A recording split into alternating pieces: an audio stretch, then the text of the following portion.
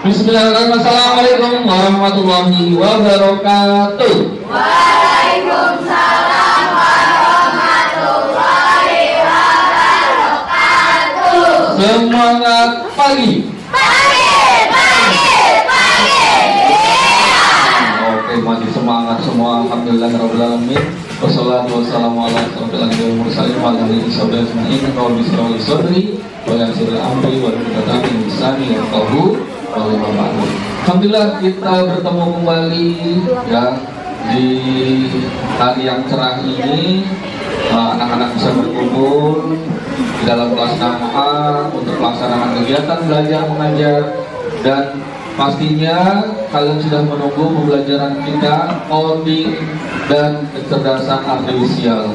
Nah, kemarin kita sudah belajar sedikit ya. Pak Rino sudah menyampaikan coding itu apa sih ya, dan kecerdasan artifisial itu apa sih. Nah, sekarang di bab 1 ini ya, masuk bab 1, materinya adalah berpikir komputasional. Apa sih berpikir komputasional? Nanti kita akan pelajari. Sebelum kita masuk materi, Pak Rino mau ngecek dulu nih kesiapan belajar kalian ya. Kita berhitung dulu, jadi berhitung per kelompok ya. Kelompok Rafflesia, kelompok Soekarno, kelompok Cemara, kelompok Ceria, dan kelompok Angkat Tua. Berhitungnya per kelompok aja, lanjut kelompok berikutnya gitu ya. Oke? Coba berhitung dulu. Dari kelompok Rafflesia.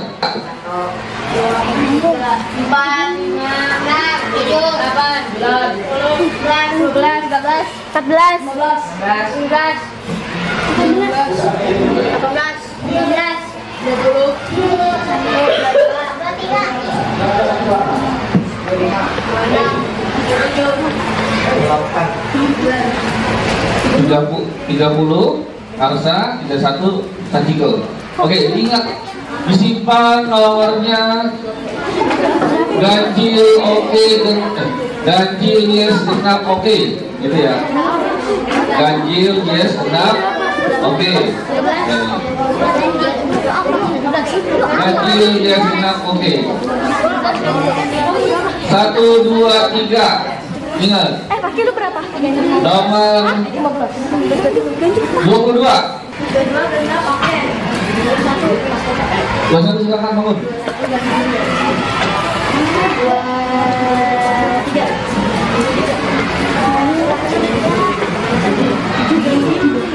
23 apa? Ya, lanjut. 19 ganjil Berdiri. 18 genap oke.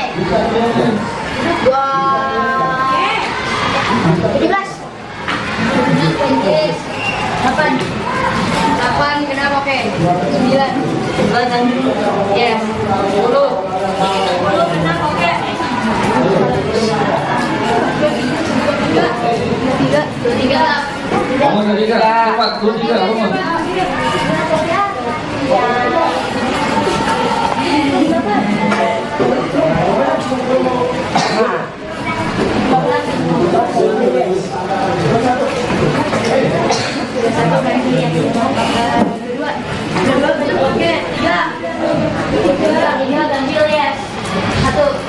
Satu ganjil yes. 3 ganjil yes. 2 genap oke. 6 genap oke. 5 ganjil yes. 4 genap yes. 5 Ulang. Oke, baik. Beri tepuk tangan dulu buat kita semuanya. Masih fokus ya. Masih fokus. Coba kalau Pak Renggo barisan depannya ini, depan. Kalau yang angka pertama itu 1 angka, beri angka 2. Oke, 3. Yes. Oke, bisa ya.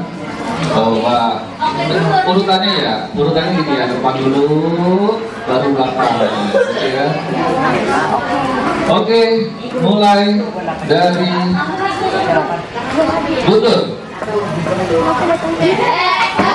Berdiri dong, berdiri deh, biar kelihatan. Berdiri dulu, berdiri.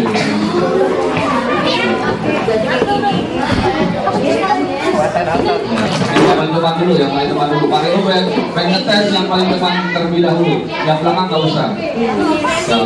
Ayo mulai dari Guntur. Oke, yes. 4. Oke. Yes. Hidup. Oke. Yes. Oke. Enggak.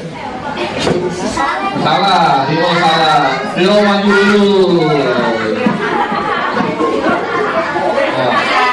Dari ulang. Coba dari Pisang. Oke. Dan Alibai salah juga. Sini nggak fokus. Oh. Dari Isam. Oke. Salah lagi.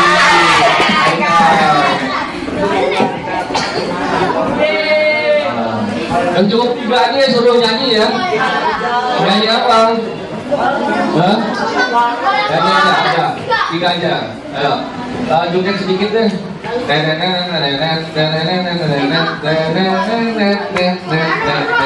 joget.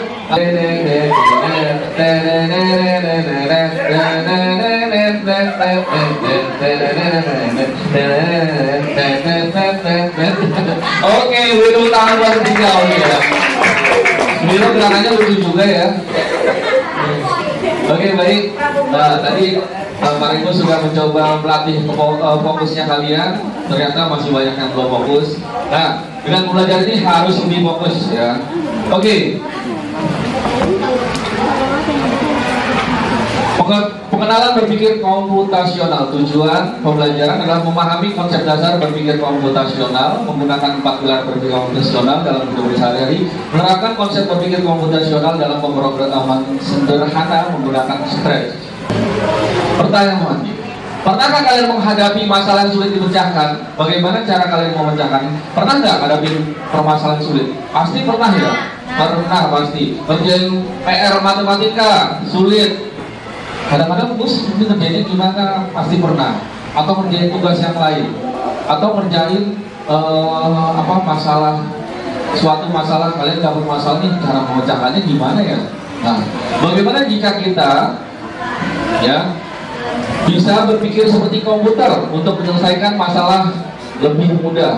Nah, kalau kita dapat berpikir seperti komputer terus memecahkan masalah lebih mudah, enak ya. Kan kalau komputer kasih tugas kayak misalkan kalian nyari di Google, tolong dong carikan ini, jawabannya langsung buat. Nah, itu enak ya kalau begitu ya. Nah, apakah kalian tahu bagaimana cara komputer mengenal wajah atau suara kita? Nah, kalau dikunci lock ya, pola atau pengenalan wajah, kok bisa handphone kita membuka mengenali wajah kita? Gimana?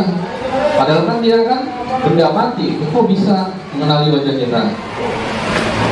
Atau suara kita, pakai suara kita, oh ini suaranya Abron nih gitu.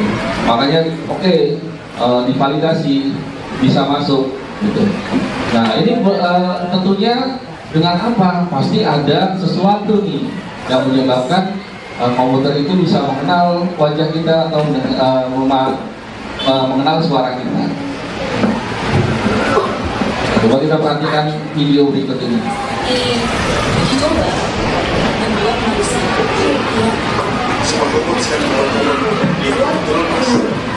sekarang muncul mengapresiasikan masa depan mereka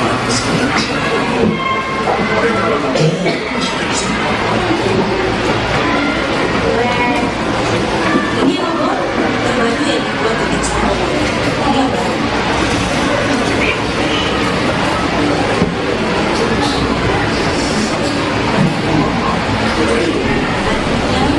Di dalamnya这个是做打个招呼。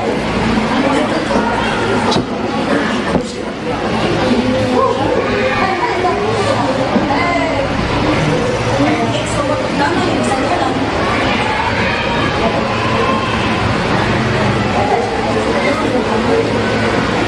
Di masa depan kita akan punya robot humanoid yang tidak seperti tidak kesehatan robot menjadi bagian masyarakat.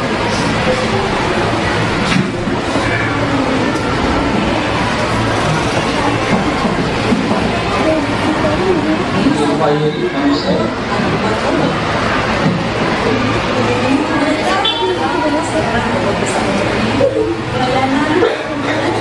manusia jadi hidupnya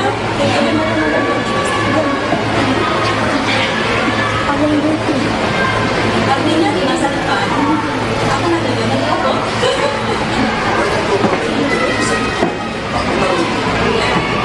Mobil mesin kita akan kenal lah, membuat gambarannya seperti pabrik membuat mobil. Tidak berhenti gitu. Nggak pernah berhenti.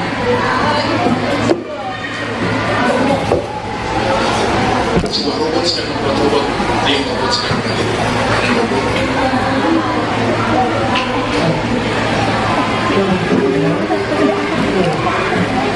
Mana dia bagaimana dia? Lihat semua wajah di belakang. Yang mana wajahnya? Cari saja. Begini. Ketemu kan?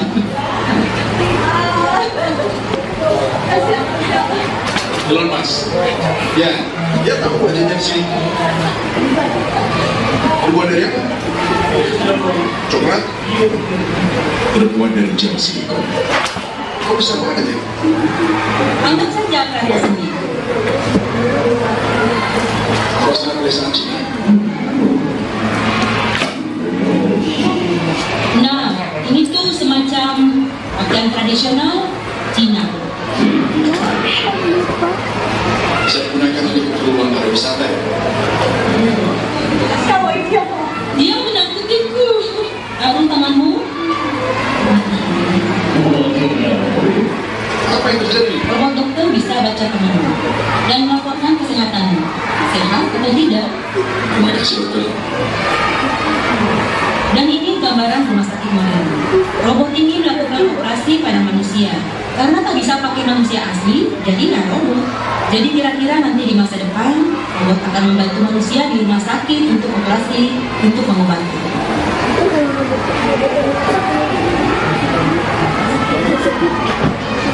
Ini cara merakit robot humanoid bisa meninju. Semua ini dirancang untuk membantu kita, umat manusia.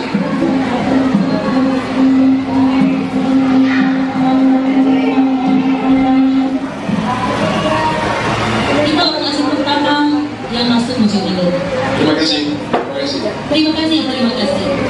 Oke, nah itu ya. Itu luar biasa ya tadi ya. Robot buat robot. Robot bisa menjadi ahli kesehatan, ya, membantu untuk mendeteksi penyakit, mengobati juga, luar biasa.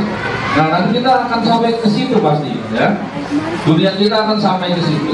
Nah, tapi sebelum sampai ke situ, kita harus juga, ya, sebagai anak-anak Indonesia yang tentunya akan menjadi generasi emas, ya, memiliki pemikiran yang modern dulu sebelum sampai menciptakan robot-robot yang canggih, kan?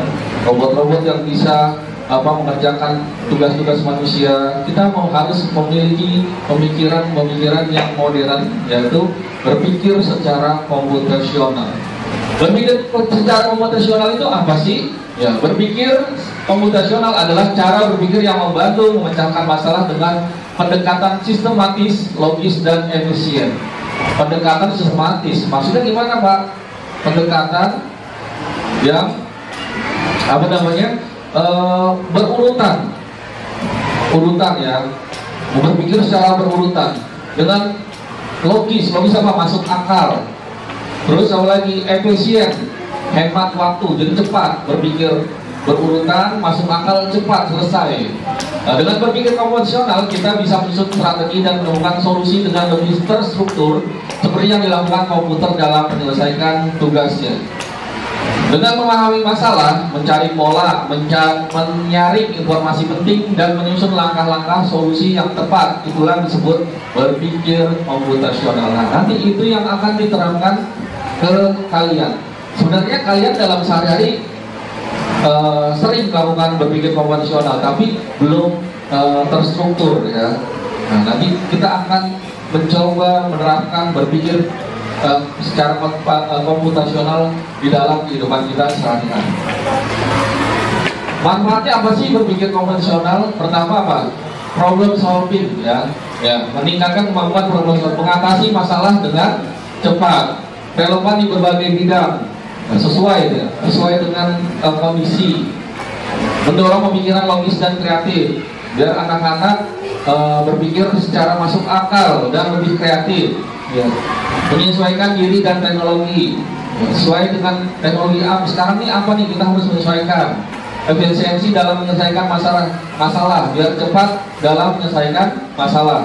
Meningkatkan keterampilan kolaborasi, bekerja sama ya, dengan perangkat-perangkat digital atau perangkat-perangkat teknologi yang sudah modern saat ini. Jadi anak-anak nggak cuma hanya melihat atau mendengarkan, tapi ikut mencoba bekerja dengan atau menyelesaikan tugas dengan perangkat-perangkat digital. Yang tadi Pak Rego bilang bikin game, nanti anak-anak bisa bikin game sendiri, nggak cuma hanya sekedar menikmati atau mencoba atau memainkan, tapi bikin game sendiri. Nah, ini nanti di pelajaran berikutnya. Nah, untuk berpikir komputasional memiliki 4 pilar dasar. 4 pilar dasar itu apa aja? Dekomposisi atau memecahkan masalah. Masalahnya jadi kecil-kecil nih. Masalah besar jadi kecil-kecil. Kadang-kadang kita kan fokusnya ke masalah besar. Aku nggak punya uang nih. Mama nggak kasih jajan aku mau beli ini, bingung. Nah, itu kan hanya berpikir nggak punya uang. Nah, terus kalau nggak punya uang harus gimana nih? Kita pecah-pecah. Aku mau bikin ini mau bikin makanan nih, bahannya ada di rumah, ntar aku jual, aku dapat uang. Nah, itu namanya jadi masalah besar jadi lebih kecil-kecil, memecah masalah. Yang kedua, pengenalan pola, melihat kesamaan atau perulangan. Ini kok setiap hari Senin macet ya? Setiap jam 6 lewat pasti macet nih lewat depan Polsek Ciracas itu. Berarti kita nih jangan lewat jam 6 lewat situ biar nggak macet gitu. Itu kan polanya sama, setiap jam 6 lewat setiap hari Senin gitu. Abstraksi itu fokus pada hal yang penting, abaikan yang tidak perlu. Misalkan kalian mau berangkat sekolah nih, biar nggak terlambat, nggak usah main HP lagi, itu nggak penting ya, langsung berangkat, fokus mau berangkat sekolah. Kadang-kadang karena main HP hal-hal nggak penting akhirnya terlambat. Algoritma ya, membuat untuk menyelesaikan masalah, membuat urutan untuk menyelesaikan masalah. Itulah 4 pilar dalam berpikir komputasional agar masalah kalian selesai secara efisien, logika dan cepat ya. Decomposition itu apa sih? Decomposition atau dekomposisi ya, memecah masalah besar menjadi bagian kecil. Tadi dapat menjelaskan saat menghadapi masalah besar dan kompleks akan lebih mudah jika kita memecahkannya menjadi beberapa bagian yang kecil ya, yang kecil dan lebih sederhana. Contoh dalam kehidupan sehari-hari apa? Saat mengerjakan PR matematika, kita bisa memecah soal yang panjang menjadi beberapa langkah kecil agar lebih mudah. Contohnya misalkan kalau pecahan caranya gimana nih? Operasi itu pecahan, kita samakan dulu KPK-nya biar lebih cepat ya. Seperti itu, dengan cara-cara yang lebih cepat untuk mengefisiensi waktunya biar cepat selesai. Terus apa lagi contoh dalam kehidupan sehari-hari? Kalau mau masak, berarti kalau mau masak apa? Gak mungkin langsung dimasak semuanya ya. Harus sediakan dulu bahannya apa nih yang mau dimasak. Kita pilih-pilih, kita mau masak apa nih? Mau masak sayur, mau masak apa? Sayur, misalkan sayur bening, berarti yang disiapkan apa? Sayur bening, misalkan bayam, terus apa lagi? Bawang putih, seperti itu. Pattern recognition ya. Mengenali pola dari data yang ada. Pattern itu polanya ya. Kemampuan mengenali pola dalam permasalahan. Dengan mengenali pola kita bisa lebih cepat menemukan solusinya. Polanya tadi yang paling lu bilang, setiap apa namanya lewat jam 6 lewat ini jalanan macet, jadi jangan berangkat pas jam 6. Contoh dalam kehidupan sehari-hari, bahwa kita mengetahui setiap pagi cuaca cenderung cerah dan sore sering hujan. Nah, kita harus tahu nih, oh sore hujan nih, mau pulang sekolah nih, atau siangnya hujan, berarti kita harus menyiapkan sedia payung ya ketika berangkat ke sekolah. Abstraction ya, menyaring informasi yang relevan. Kemampuan untuk menyaring informasi yang paling penting dan mengabaikan detail yang tidak relevan. Contohnya apa? Dalam sehari-hari saat melihat peta, kita hanya fokus pada jalan yang perlu kita lewati tanpa memperhatikan semua detail yang kecil. Kalau kita lihat map, pergi kemana nih? Mau ke rumahnya Raisa Akila nih. Tapi aku nggak tahu rumahnya, aku lihat map aja deh. Kan nggak mungkin kamu lihat di jalan itu ada toko, kamu lihat pasti kamu fokusnya jalan yang menuju ke Akila aja. Nggak mungkin lihat di sana ada pasar, di sana ada ini nih, ada barbershop, di sana ada biksu. Nggak mungkin, pasti lihatnya lurus jalanan menuju rumah Akila yang mana. Nah itu namanya abstraksi ya, abstraction ya. Fokus pada yang perlu kita ketahui saja atau kita ingin selesaikan. Algoritma desain membuat urutan langkah-langkah untuk menyelesaikan masalah nih. Jadi proses langkah-langkah sistematis untuk menyelesaikan suatu masalah dalam coding algoritma adalah rangkaian instruksi yang harus diikuti oleh komputer. Jadi kalau di manusia ada urutannya nih, oh berarti urutannya seperti ini, kalau menyelesaikan ini. Ada urutannya, ada tahap-tahapnya. Contoh hidupan sehari-hari, ketika kalian ingin mau masak mie instan, pasti ada aturan masaknya kan? Ya, nggak mungkin langsung mie-nya dimasukin ke air yang dingin, langsung bumbunya kembungin semuanya tanpa dibuka, masukin aja. Enggak, pasti kan airnya dimasak dulu, direbus, sudah mendidih, mie-nya dimasukkan, mie-nya sudah agak matang, baru bumbunya seperti itu, baru kita bisa makan seperti itu ya. Nah itu algoritma desain atau langkah-langkah untuk menyelesaikan masalah. Nah ini contoh suatu masalah ya yang bisa diselesaikan dengan 4 pilar dalam berpikir komputasional. Terlambat ke sekolah, biasanya di komisi sini kita urutin dulu nih. Tidur terlalu malam, bangun kesiangan, mandi terlalu lama, sarapan lama, macet di perjalanan. Masalahnya kita bagi-bagi, kita pecah-pecah dulu. Terus sekolahnya apa? Hari yang paling sering terlambat, misalkan hari Senin. Apakah selalu bangun setelah jam kamu karena bangunnya terlalu jam 5?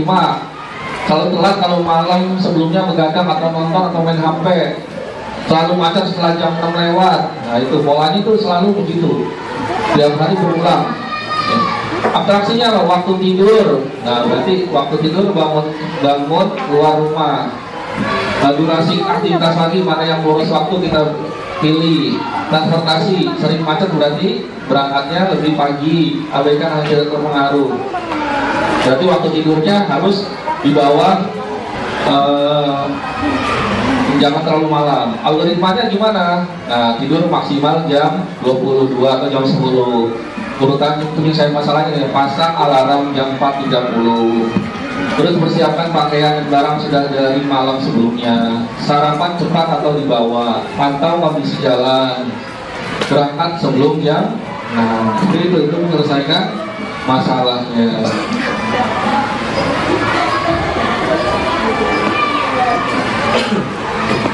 Ya lanjut. Nah, ini sampah di sekolah. Coba ada yang bisa menyelesaikan dengan berpikir secara komputasional?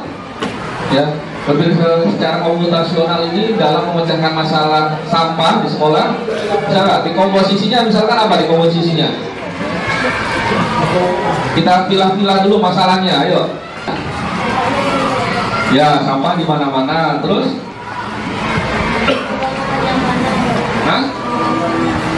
Mengganggu kenyamanan. Boleh. Masalah sampah. Terus apa lagi? Masalahnya apa? Kurangnya tempat sampah, bisa ya masukin di sini kurangnya tempat sampah. Terusnya apa? Kurangnya kesadaran anak-anak atau siswa dalam membuang sampah. Terus apa lagi? Tidak ada pemilahan sampah organik dan non-organik, contohnya gitu. Terus apa lagi? Bagi ya sampahnya di mana-mana ya kan, sampah di mana-mana. Terus siapa?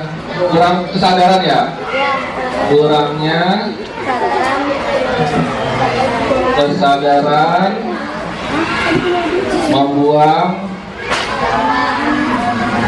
sampah pada tempatnya.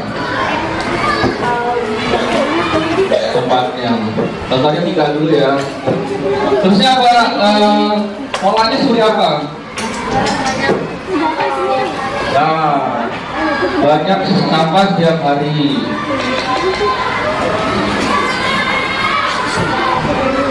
Setiap hari. Di banyak sampah ketika habis istirahat, ya kan? Ya. Sampah setelah habis istirahat, setelah jam istirahat. Apalagi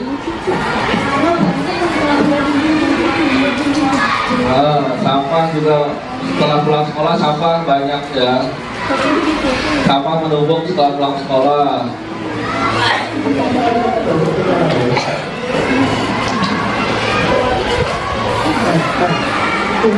Pulang sekolah. Nah itu aja. Abstraknya gimana abstraknya? Penambahan tempat sampah.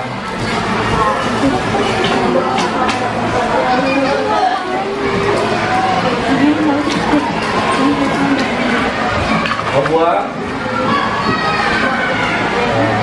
Jadi kan itu algoritmanya, berarti penambahan tempat sampah aja dulu. Itu kan misalkan disiplin dalam membuang sampah ya, disiplin dalam membuang sampah ya. Nah kita cari algoritmanya ya, atau pertama apa? Menyediakan dulu dong, menyediakan tempat sampah yang cukup ya. Kan tadi pasal tempat sampah, nanti kita menyediakan tempat sampah. Apalagi sampah di mana-mana berarti apa?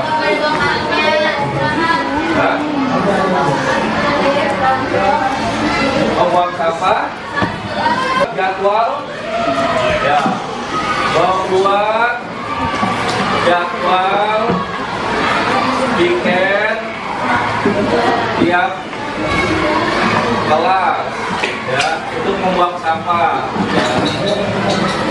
Membuang sampah. Terus apa lagi? Sosialisasi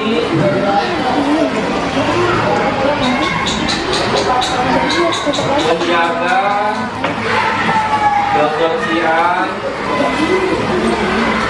sekolah gitu ya. Itu jadi itu menyelesaikan algoritmanya, menyelesaikan suatu masalah, selesai. Jadinya sampah sekolah bisa teratasi dengan cepat ya. Nah, seperti itu cara berpikir secara komputasional. Nah, ini ada lembar kerja peserta didik ya, anak-anak boleh ditulis soalnya di buku masing-masing, tolong dikerjakan, waktunya 10 menit. Silakan dari sekarang ya, kerjakan.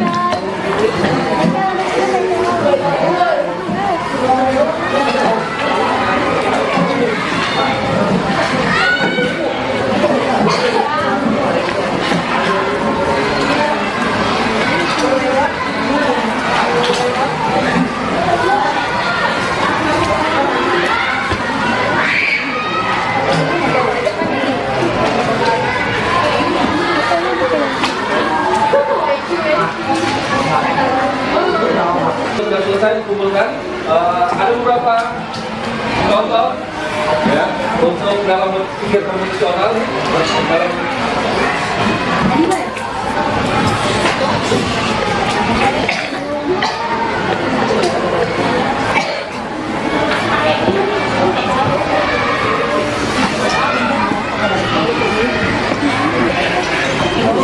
ini pengenalan pola ya, pola dalam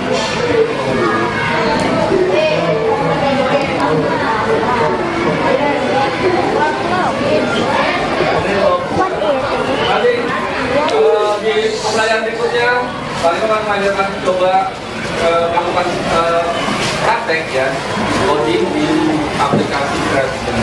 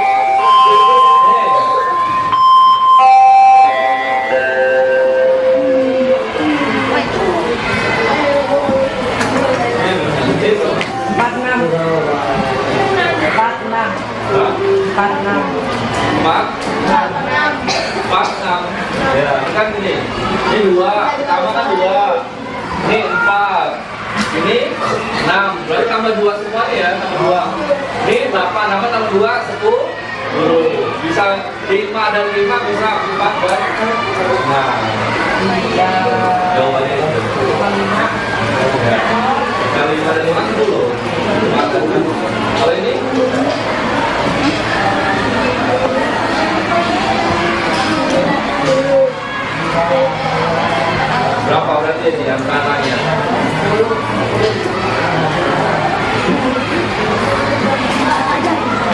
1, 2, 3, 4. Jam berapa lanjutnya? Ini kelompok ini kalian jawab nih. Berapa? Jam. Lihat polanya. Polanya kan kalau pola itu berulang. Ya. Lihat. Jam setengah 5 sampai ke jam 9 berapa jam berarti? Berarti apa? Hah? 1,5 jam. Berarti kalau setengah 8 tambah 1,5 jam berapa? Lebih? Kan sama-sama setengah jam. Setengah jam. Bapak kan 1,5 jam juga. Ini polanya, perhatikan polanya. Ini. Berapa?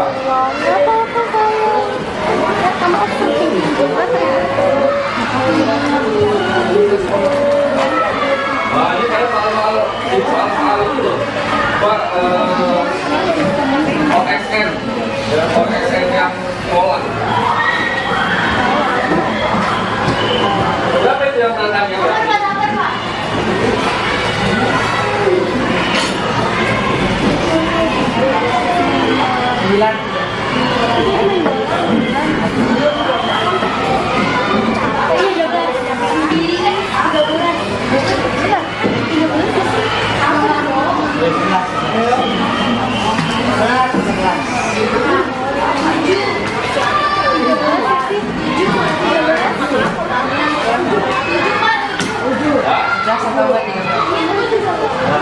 kurang berapa? 50 kurang 2. 38 kurang 3. Kurang 4. Kurang 5. Kurang 6. Ya, kurang 7. Kurang berapa ini? 13. Ya, 13. Nah, oke baik. Sekali lagi terima kasih untuk pelajaran hari ini. Tetap semangat. Kita bertemu lagi di minggu berikutnya. Terima kasih dengan materi yang berbeda. Oke.